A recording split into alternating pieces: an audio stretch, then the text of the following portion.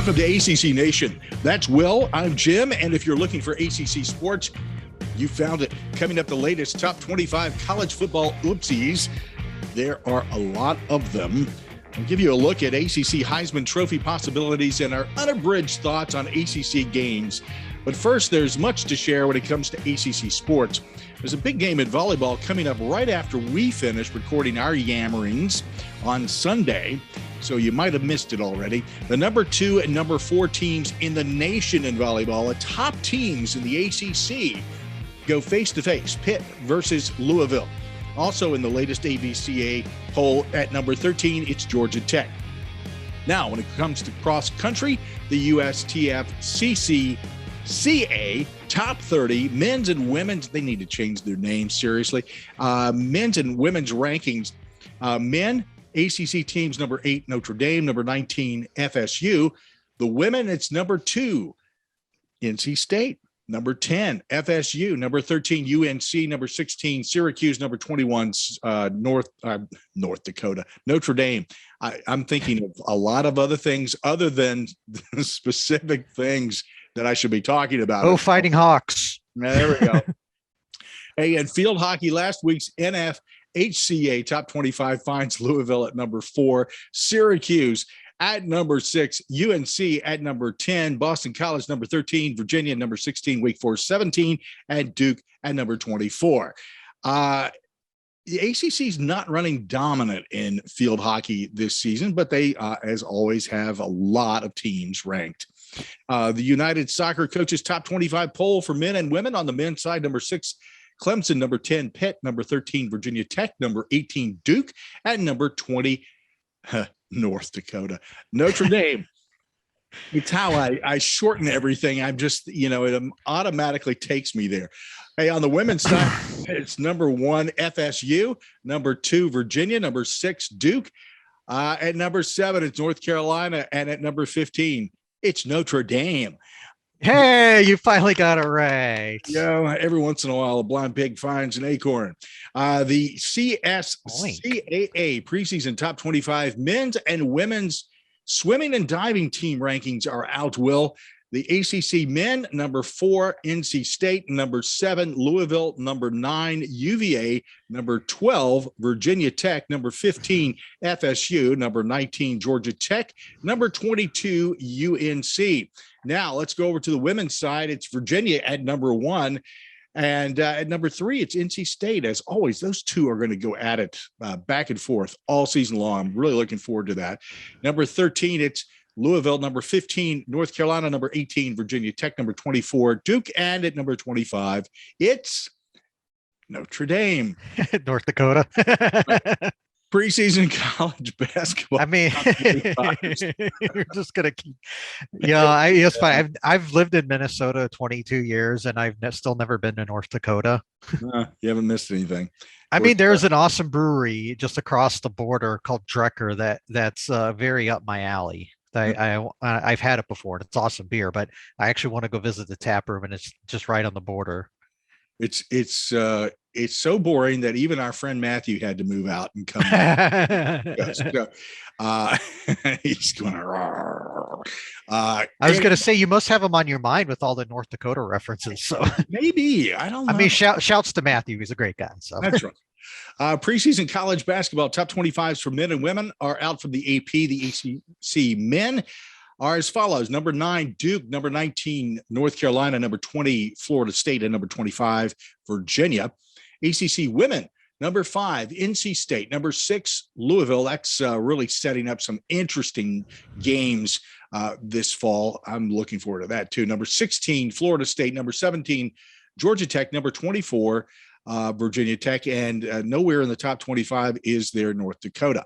So well, I mean, to be honest with you, they have a little bit of work to do. I mean, it was kind of a rough first year with a new coach, but they're a super talented team, and you figure all the COVID stuff is for the most part out of the way. Hopefully, fingers crossed that they'll be able to turn it around. I mean, to some extent, I'm a little surprised they're not being given the benefit of the doubt, but not a huge issue with the way the polls stand out. I mean, we know it's going to be have a lot of competitive ball games this year once conference play hits. That's right. So, and it's like with anything, you really need to earn your way back. So, prove it, and hey, you'll get the numbers that'll come along with it.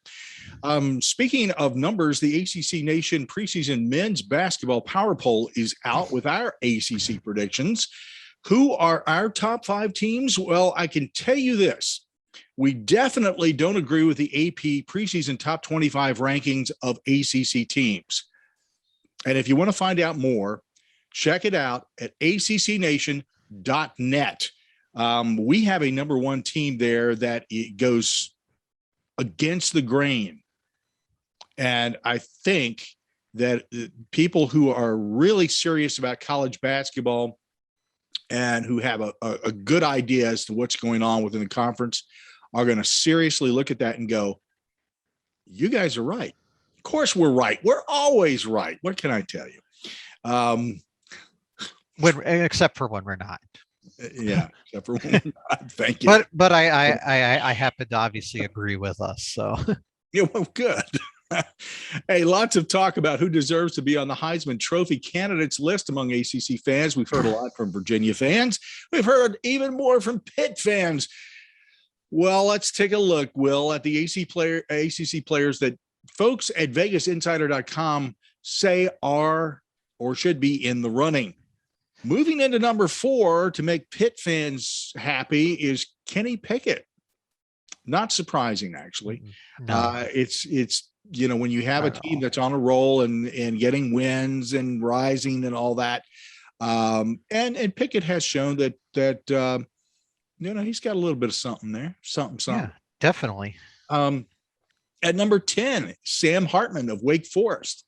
At number 13 is Sam Howell of North Carolina. That's it. Sorry to disappoint anybody.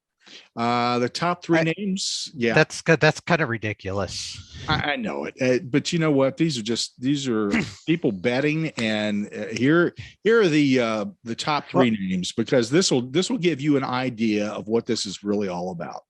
Okay, ready? Yep. Bryce Young of Alabama, Matt Corral of Ole Miss, C.J. Stroud of Ohio State. Okay. See, I can actually get behind it. I would, if I was a voter right now, I would probably vote for Matt Corral. Yeah. I just because I feel like he has the numbers to back it up, at least among those top 3.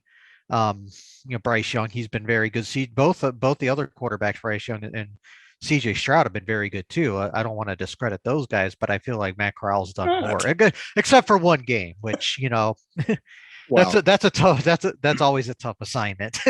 Right.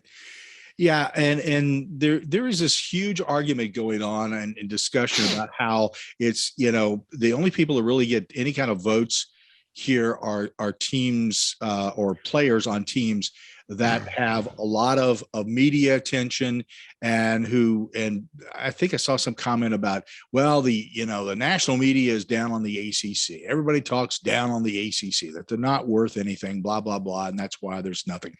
It's not totally the case, but I mean, you can argue that point, but that's not totally the case. Well, it feels like their acronym ACC is another crappy conference. So. Yeah, well, and hey, until you earn it, and apparently somebody has. Mm-hmm. So let's talk about our 25 oopsies. Who plays football on a Wednesday night? That's what I want to know. Other than I was driving by Fun Belt. Yeah, golly, Ned. Seriously, people. I was driving by the middle school that's close to me. I've got I don't know how many schools near me. It's ridiculous.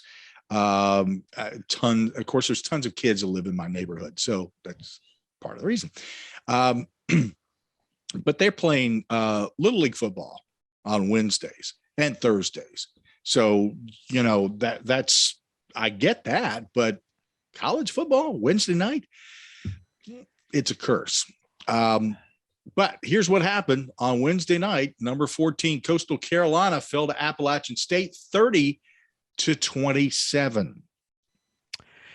Wow, that was a great game. I mean, no doubt about it. On Coastal has been they haven't. I mean, they were undefeated coming into the game, but they haven't been the metrics are they haven't been quite as good this year compared to last year. And App State's a good team. Let's not discredit App State's been a really good team. Remember, they almost beat Miami early in the season.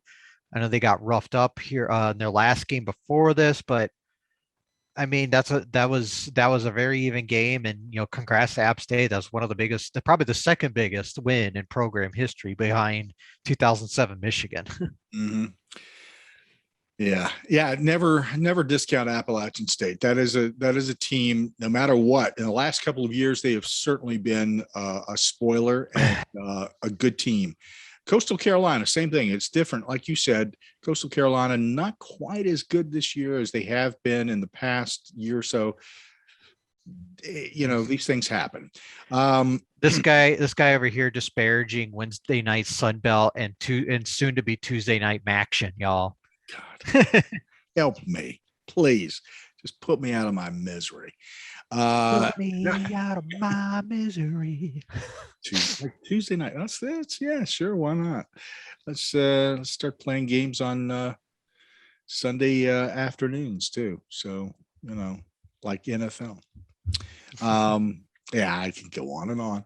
Number 7, Penn State goes through 9 overtimes, before falling to unranked Illinois 20-18.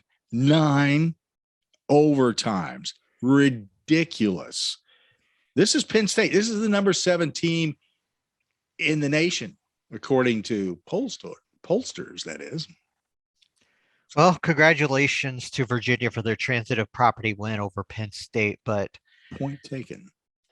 Can I just say how much I hate that new overtime rule? Go ahead. Say it again. It ruined it. It ruined the game. I mean, I'm not trying to discredit Illinois because that was a great game, a great win for them, but 9 overtimes of the final to 20-18. Yeah, I think the idea was of this new overtime was to like this, stop the 7 overtime game. Remember when we saw I think North Carolina Virginia Tech went 6 overtimes a couple of years ago, but I know there's been some 7 overtime games.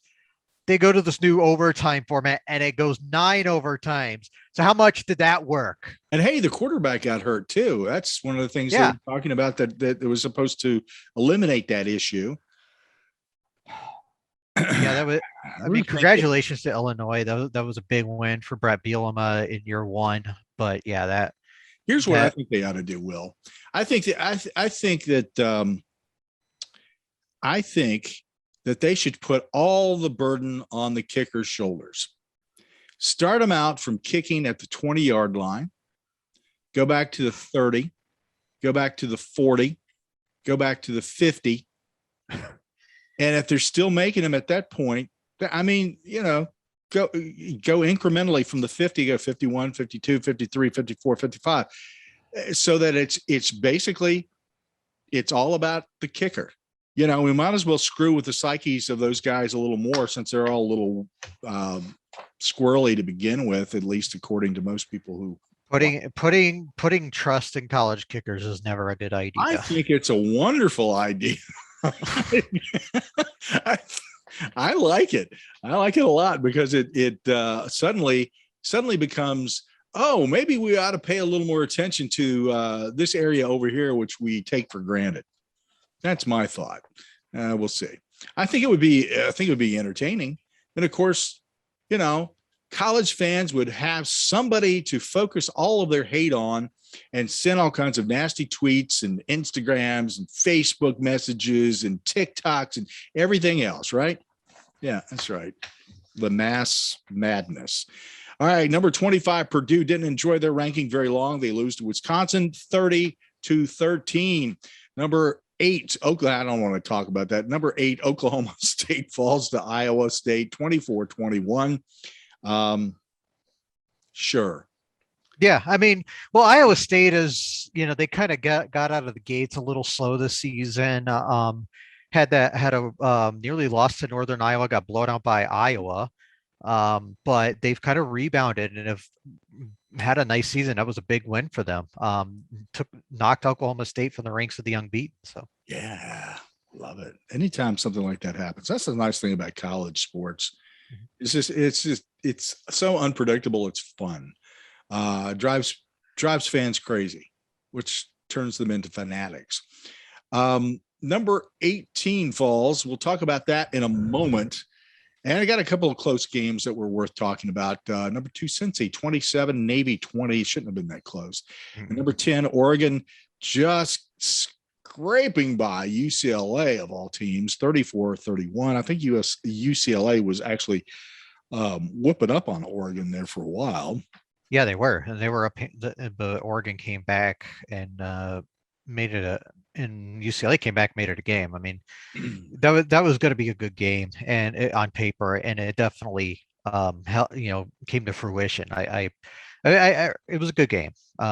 Good one for Oregon. They kind of, they're not to the same levels that they have been, late recently, but they're still a really good team, probably the best in the Pac-12.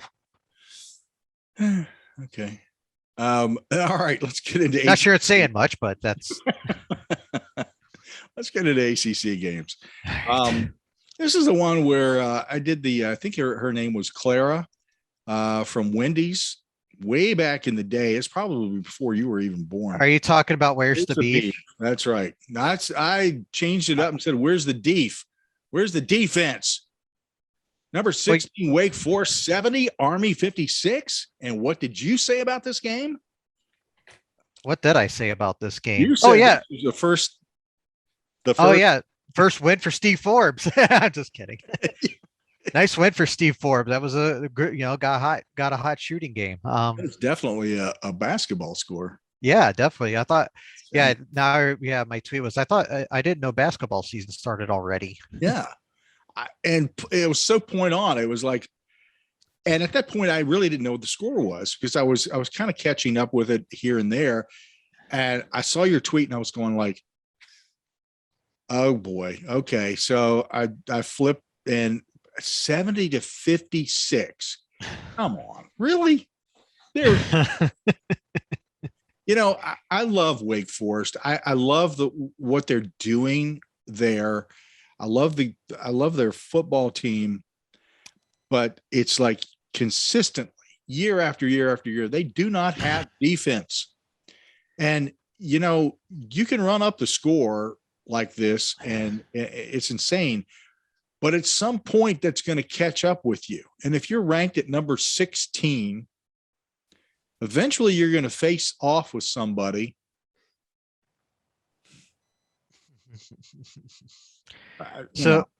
What if I were to tell you that here it comes, the over under in this game was 53? Yeah, both teams clear the over themselves. That's how crazy that game was. The over under was 53 and both teams covered it by themselves. Nobody wants to take bets on anything that Wake Forest does from now on. Mm-hmm. It's just like, how do you set odds for something like that? Right. I have no clue. I mean, none. Anyway, congratulations to Wake Forest. Yeah. And this was a game that some people thought they would be on upset alert with. And it wasn't like it was competitive throughout. I mean, this was basically the difference in the game was Wake scored 7 more points in the first quarter and the third quarter. And that was really different. I mean, Sam Hartman, 458 yards, 5 touchdowns in this game. They ran for $180. So they had over 600 total yards in this game. And then Army ran for 416 yards in this game, but that's what Army does, with their triple option attack. And Army is a good team. They're the best, probably the best of the military schools. Maybe it's either them or Air Force, but they had almost 600 yards themselves between the rushing and the passing. But there's a big win for Wake. Like I say, they moved to 7-0. But one thing to keep an eye on though is they had a lot of injuries in this game. And it's starting to pile up, and I don't really know the severity of them, but that's something to watch as we get into this week. Yeah. That's concerning. And you're right. The Black Knights, out of the military schools, they are the best. That triple option is Yeah. just a bugger to. If you don't see it much, it's hard to stop. Oh. And yeah, and like you said, the Army is probably the best in the military schools. I know Navy's down, even though they gave Cincinnati a game yesterday, and Air Force is good too. Yeah, all three did okay, and I always like to see that. I like to see the academies do well, because in the past, you could always count on them having a decent game. So, and I like to see that competitiveness coming back. So let's get into a competitive disaster. Florida State 59, UMass 3. What was it? What competitive? It was competitive for like a couple of drives when Florida State fumbled on the opening possession and UMass got a field goal off of it, but then Florida State scored the final 59 points of the game. But there really isn't a whole lot to talk about with this game. Florida State ran for 262 yards in the first half, and it was averaging over 10 yards per carry. They ended up for the game rushing for 365 yards. So, and they were then 5 rushing touchdowns. They didn't really need to do a whole lot in the passing game. They only threw the ball 15 times, but like I said, when you're averaging 8 yards per carry as a team, you just keep running the ball. That's right. Hand it off, let them run. Hand it off, let them run. Hand it off, let them run. Wow. Okay. But the thing of it is Florida State's rebounded from that rough start. They've won 3 in a row now. Yeah. Hey, so that's a confidence builder. I mean, we talked to our friend Chris. These games that they have coming up on their schedule. I think they have Clemson next. If I'm right, that game is way more winnable now than it was 3 weeks ago. You think? Yeah. You really do think? It's a lot more. I'm not saying I'm not predicting them to win, but it's more winnable now than it was 3 weeks ago. Just because they can closer. Okay. Yeah. Okay. All right. Instead of just winnable. Okay. They can win the game. I'm saying that, but I probably won't pick them to win it. Okay. Well, let's see here. They've got Clemson, NC State, Miami, Boston College, Florida. Yeah. I mean, I don't know. I still don't know if they'll make a bowl, but Miami's definitely winnable. Just say the Clemson game is winnable. I don't know. Like I said, I don't know if we'll pick them. I think NC State will beat them, but Boston College is winnable too, just because they kind of hit a skid lately, and I don't think they're beating Florida. So if they finish 5-7, you know what? That's not bad considering where this team started. Better than what? Yeah. Better than what it has been, and it is it's notable. So yeah. All right. This was the who gets fired bowl. Syracuse over Virginia Tech 41-36. It was either going to be Dino Babers or it was going to be Justin Fuente, and could be both still for all we know. I mean, considering the way these two programs have run over the last couple of years, this was watching the reaction of Virginia Tech fans on social media, and then the shouting in the stadium to fire Fuente was cringeworthy for that program. I feel for the fans. In some ways, I feel for Fuente too. I mean, you don't want people yelling that kind of stuff at a game, but I just do not see. I don't see him as a good match for this team. I think he needs to depart.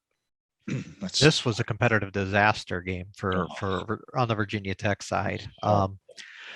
Yeah, this was pretty competitive throughout, though. That's the thing. You talked about the coaching issues, but Dino Babers had a pretty rough blunder at the end of the first half, where I think it was with like 5 seconds left or something. I don't remember the exact timing in the first half.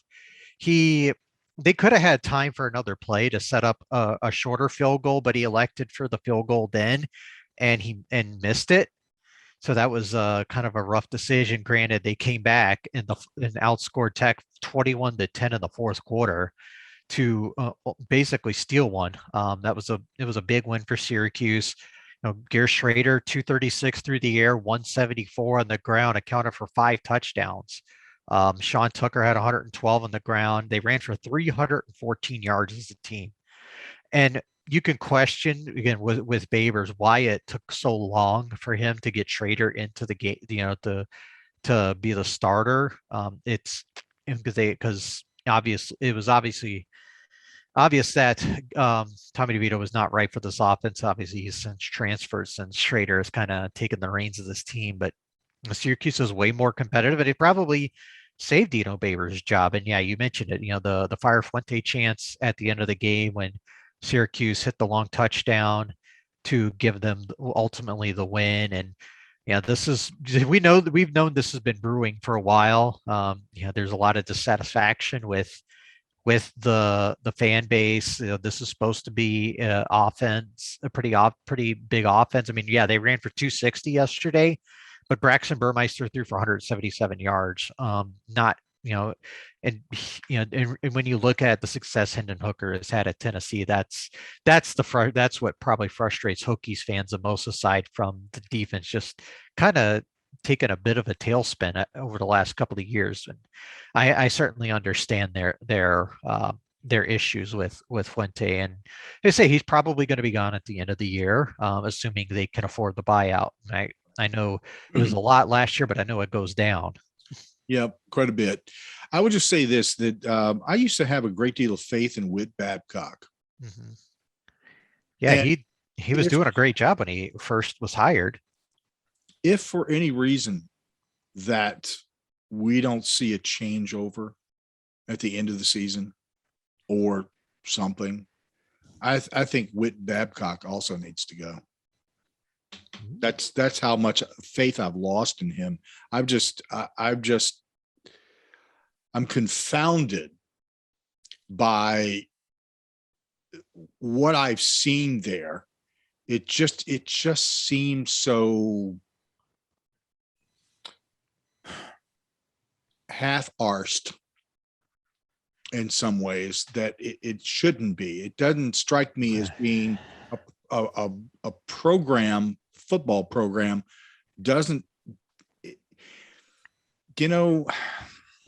I don't know that I can actually say in enough words how fans feel, how the frustration, the disappointment, the pulling their hair out, trying to figure out what is going on, and why aren't things changing? So, yeah.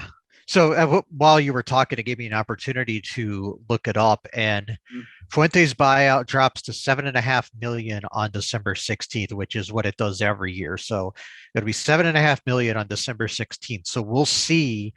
That would be the target date for whether or not Fuente gets fired, because they would still owe him $10 million up to that point. So if there is a coaching change, it's not going to happen until after the season. And also to keep in mind too, Virginia Tech actually has a really good recruiting class for the class of 2022. And I think they would want to try to hold on to that as much as possible. And if my memory serves correct, the first signing date is right around there too. Your memory serves you correctly. So this is let's juggle some glass balls and see which one drops and whether it breaks situation. And we'll see how good Whit Babcock is at juggling glass balls. All right. Number 23 Pitt with a 27-17 win over Clemson. Clemson really gave it as much as they could. I see this team it's depleted, and that defense just can't take much any more than they already have. And Pitt did a fairly decent job. Kenny Pickett definitely driving the offense there to deliver when they needed to. And this was a big win for them. Clemson, by the way, was not ranked in the AP, but they were ranked, I believe, 24, 25 in the coaches poll still, which just baffles the hell out of me. Why? But nonetheless, this was sort of a ranked versus ranked team. I won't see Clemson in that poll this coming week. No, it really tells you where the state of Clemson's offense is when DJ Uiagalelei got benched in the third quarter. After he was 12 of 25, 128 yards, 2 picks, and they brought in Tyson Fomachan, and he wasn't much better, 3 of 7, 23 yards. But here's the thing. You look at the stats. They ran 62 plays, 32 runs, 30 passes. Mm-hmm. They 32 passes, 151 yards, 30 runs, 164 yards. They were averaging 5.5 yards a carry. Why didn't they run more? This is my big beef with Clemson's offense. Tony Elliott cannot figure it out. This team is much better at running the football. They can't protect either. They can't protect the quarterback very well. The receivers are not good. Like they have a lot of drop issues. They're a lot of it's not good. And they just can't seem to figure out that running the football is their best option right now. Mm-hmm. And that's why their season's going down the drain. Now let's look over to Pitt. I mean, Kenny Pickett, another 300-yard passing game, 2 touchdowns. That's pretty good. That's good against a really good Clemson defense. Yeah, that's what you need, Jordan. I'm curious to see what happened with Jordan Addison. I know he left at the end of the first half with concussion-like symptoms. I don't know if he came back in that game and what his status is going forward. It's going to be interesting to see. I have, I've been saying I'm still not 100% sold on Pitt. So I pulled up the stats this morning. Yeah. And here are the pass ranks of the offenses Pitt faced this year, not counting their FCS game against New Hampshire. 51st, 56th, 71st, 109th, 111th, and 112th. Okay, 51st was Western Michigan, who they lost to. 56 was Georgia Tech, who, a lot of that was due to the Virginia game last night. 71st is Tennessee, who they should have lost to, but they could figure out who the right quarterback is. But here's who they have yet to play. Second, I think you can figure out who that is. 22nd, 29th, and 33rd, and 108th, who's Syracuse. So they're going to have to face a lot of tough passing offenses here over the next in the next 4 weeks. So this is going to be the prove it, the show me, the Missouri, as you like to use. Yeah, you're right. And if the secondary can't come through here, Pitt's going to go into a tailspin. Mm-hmm. And I think, if anything, if you're listening, if you're watching us, definitely read Will's column about Pitt, and where he gets into details about why, because of who they faced. Really, I mean, Will didn't come right out and say it, but I mean, the facts talk here. Mm-hmm. This team is about to hit the wall. Mm-hmm. And I don't know if the defense is capable of getting them through that. Yeah, and we've seen, through these games. I mean, they have to play North Carolina. We know Sam Howell can sling it. The only question is whether or not they can protect him. They have to play Miami still. We'll get into that in a little bit, but Tyler Van Dyke looks like he's going to be pretty good. Yeah. They play Virginia, and we know what they can do, and that's going to be hard. And Duke actually has been a pretty good passing team, but I guess my question with them is, some of that still kind of inflated from the early season schedules when they were playing the dregs of the FBS. I think so. I'd say so. Okay. So we'll see about what happens with Pitt. And I know Pitt fans just absolutely hate this, that they're being picked apart and analyzed. Well, this is what happens when you start moving up, when you start showing progress. People are going to look at you closer. And when they start putting you under the microscope, here's what happens. We start seeing the dings. We start seeing the weaknesses. We start seeing the cracks. And we're going to expose that. We're no different than a defensive coordinator or an offensive coordinator who's looking at tape and saying, here's where we can attack this team and we can win. So don't blow it back on us or anybody else in the media who's saying these things.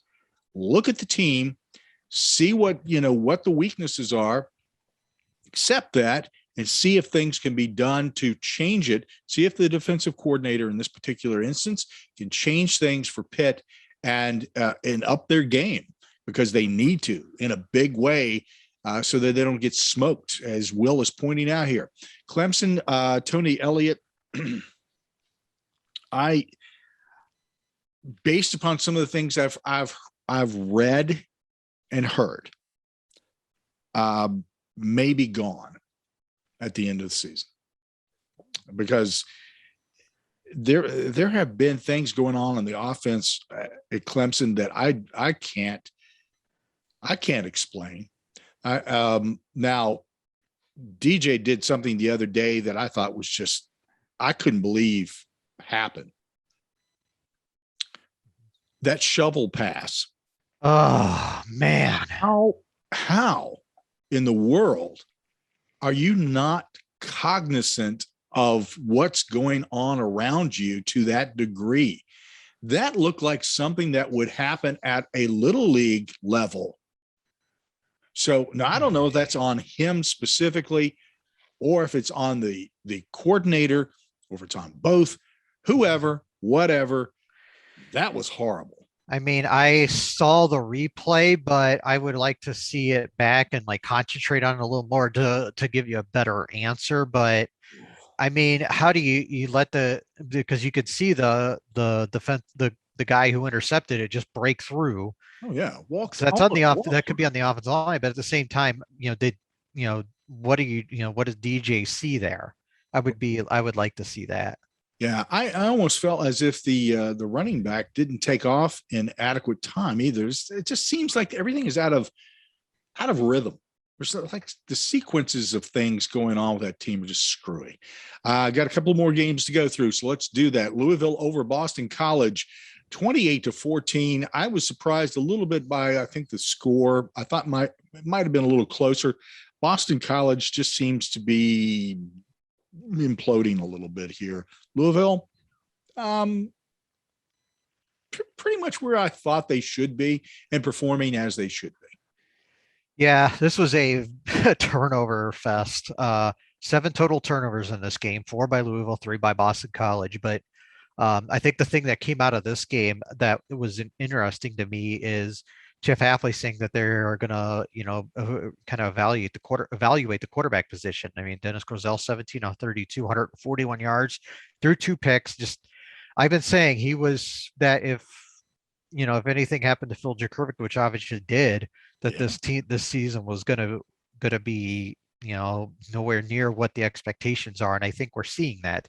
He's just not a very good quarterback. And he saw him throw for 500 yards last year against Virginia, but that was one of the worst defenses I have ever seen. But they only had 266 yards of offense here. What really stood out to me is just Louisville. They're running the ball so much. They had 64 plays in this game. They ran the ball 47 times for 331 yards. Malik Cunningham had over 100 yards. He had 133 yards and 3 touchdowns. Travion Cooley, a freshman, had 112. So that's nice because we're starting to see they have options at running back aside from Cunningham if they need it. And we saw Louisville kind of go a little rudderless for a little bit. This could be a rebound game for them. I think they still definitely have a shot at a bowl. I think I can't remember how many wins they have. I think this is either their 3rd or 4th win of the season.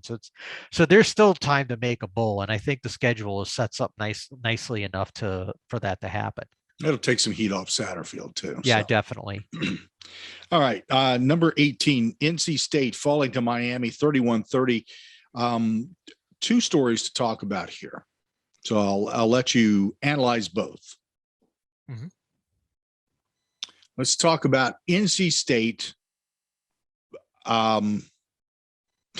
What happened? And then we'll talk about our new quarterback over in Miami, because that's happening. Yeah. The story of this game for NC State was mistakes. I mean, they didn't turn the ball over, but it was drops or, just missing some, like Devin Leary might have missing somebody or whatever, but they just weren't sharp yesterday. Let's just put it that way. Devin Leary threw 300 yards, 2 touchdowns. They didn't run the ball. They ran the ball all right.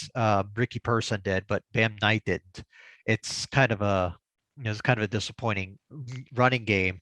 But we talked about it. Tyler Van Dyke, 325 yards passing, 4 touchdowns. Just looks like a super competent kid, bordering on braggadocious. But he came into the week saying he didn't think that they could stop him, and when you throw 4 touchdowns and 300 yards passing, you can kind of prove you can walk the walk. But he had not been very good coming into this game. I think he was sub 50% for the year, and that was it was a big win, because I wrote for ACC Nation earlier in the week that the possibility exists that both North Carolina and Miami could miss out on bowls. Now, this is just a 3rd win for Miami, but if they keep playing like this, then yes, definitely they can get to a bowl. But it's still not a certainty yet. It's a one-off at this point, so let's not get too excited, you fans. Yeah, I hate to say this, but it's sort of like NC State. You guys, the football program, you do this to me year after year. You do this to your fans. I'm just speaking personally here. It's like I get all hyped up about this team, and I think, Dave Doeren's doing something right here. Yeah, I'd say, and I was looking at some of the NC State fans I follow on Twitter last night after the game. Obviously, I was concentrating on another game, but too many people going after Doeren for this, and I don't think this was on Doeren at all. That was just more on just the players failing to execute, at critical points in the game. And you could argue whether or not that's on coaching. Sometimes it's not the coach's fault that, a player might drop a pass or, make some sort of mistake. That's it's part of football. Nobody's perfect. Really? As much as some people like to think otherwise. It was an entertaining game. 31-30 final. Miami with a big win over number 18 NC State. Let's just make a note here that this is prior to any of the polls coming out. Yeah. NC State should not fall more than, maybe to 22, 23. What were they again? 18. Yeah, they should still be a top 25 team, but like you said, in those final few spots. Yeah, 22, 23. If there's no excuse for anybody taking NC State out of the top 25 at all. Yeah. I agree. UVA over Georgia Tech. Here was a kind of a shootout. Exciting game to watch. UVA 48, Georgia Tech 40. Boy, there's no reason this game should have been that close. I mean, Virginia had what were they? They were up 48. I forget the score right off the bat, but there is no way it should have been this close. It was 48-27 with 3:50 left, but then Georgia Tech got back-to-back onside kicks and was throwing into the end zone to potentially tie the game. That's how crazy it was. But Virginia gets their 6th win of the season. They are now bowl eligible at 6-2. I'm going to get to them in just a minute, but one of the issues I had with Georgia Tech during the game is they should have run the ball more. I mean, you have Jahmyr Gibbs, who had 13 carries. He's one of the 3 best running backs in the league, and you give him 13 carries. He busted off a 71-yard touchdown run.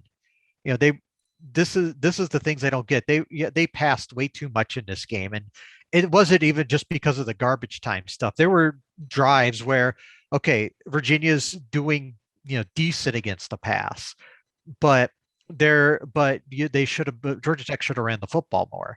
That's kind of on the offensive staff and Jeff Collins to some extent. They should have ran the ball more, and I think that kind of cost them in this situation. Jeff Sims threw for 300 yards and 3 touchdowns. That was, decent.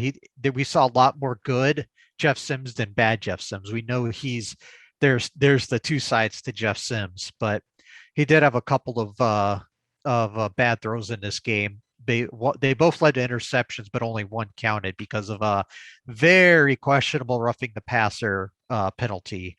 But we need to talk about Brennan Armstrong and the Heisman Trophy conversation now. I don't get how he is not at least higher odds. 396 through the air, 4 touchdowns. That's down from what he has been doing.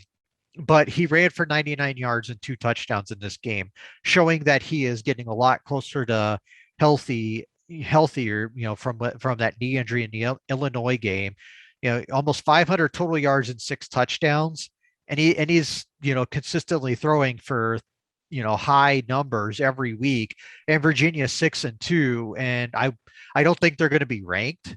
If this week, they're going to get votes, but if they beat BYU on the road next week, then yeah, we can start talking ranking. But yeah, Brennan Armstrong needs to be in the Heisman race. And let me just point out, I said this on that I thought Dontavian Wicks was going to have a huge game. 6 catches, 168 yards, 2 touchdowns, including a 77-yard touchdown where it was pretty much all after the catch. He's awesome. Keaton Thompson, he's just an amazing player, just with catching the ball, running the ball. He's such an integral part of this offense. I just love watching him run. Like I say, big win for Virginia, 6-2, but the rest of their schedule's tough. They, like I said, they travel to BYU next week. That's going to be a 10:15 kickoff Eastern time. So good luck staying up for that one. Get your coffee or energy drinks handy. They got to take on Notre Dame at home, but that game is, like I say, it's winnable. Notre Dame has a tendency to play to their level of competition, but that they can win that. At Pitt, I mentioned the fact that they haven't faced the top 50 pass defense yet. And in Virginia Tech, that's always a rivalry game, and we know Virginia's history against Tech. So that's going to be a tough one. Interesting schedule to wrap up the season for sure. Yeah. UVA and Georgia Tech. And it's always, the last time you and I were at a football game together was UVA, Georgia Tech at Scott. And I think Georgia Tech was picked to win that game as well. And of course, I don't think they were picked this time to win. I think UVA. No, Virginia was favored. Yeah. But it's as our friend Jerry Radcliffe says in a tweet, the house of horrors for the Yellow Jackets. It is. I think they've won twice at Scott Stadium in the last 30 years or so. Yeah, there's something about that place. It's just, doesn't work for Georgia Tech.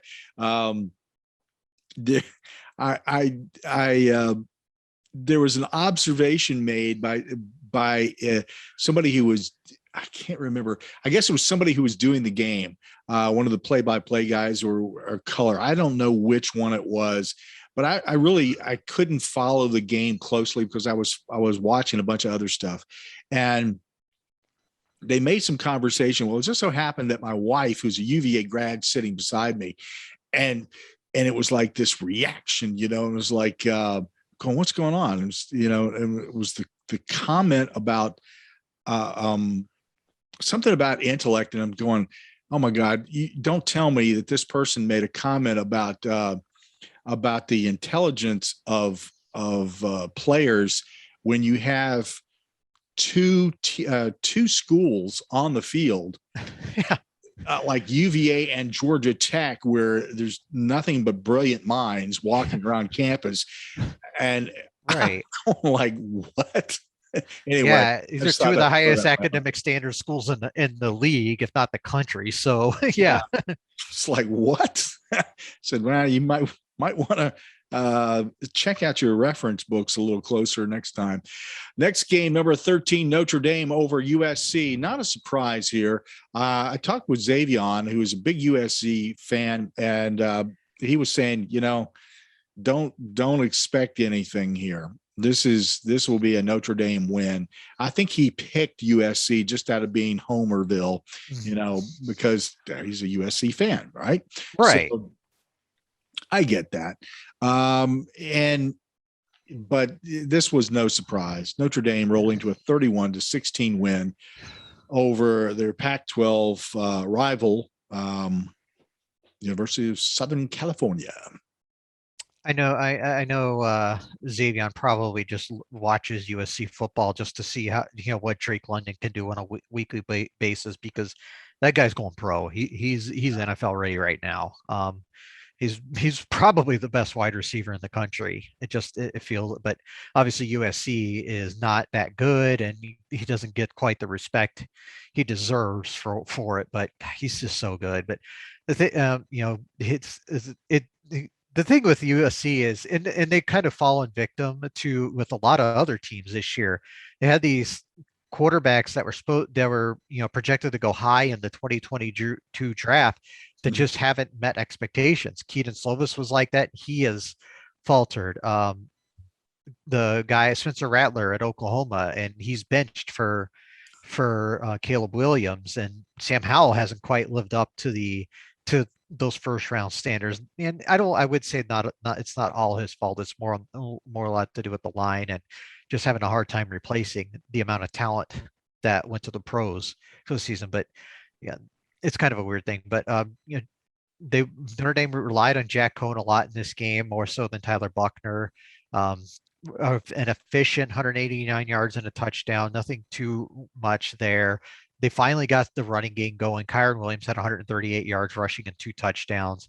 Just that's kind of what they need to do. I mean, they've had a hard time springing him free. He just has not had a very good season, but he needed a game like that. And he also had 42 yards receiving. So big win for Notre Dame. Like I said, they're like top 15, but they don't feel like a top 10 team just because they don't necessarily play like one, but they just do enough to win ball games. Thanks for joining us on ACC Nation. Follow us by subscribing on your favorite podcast or streaming radio platform and on YouTube. We'd appreciate a 5-star rating while you're there. Visit our homepage at accnation.net and support us via PayPal. Keep up with the latest by following us on Google News. You can find ACC Nation on Twitter, Instagram, Facebook, LinkedIn, Reddit, and Pinterest. Follow Will at Will's World MN, and I'm at ACC The Q. Cheers! Scored.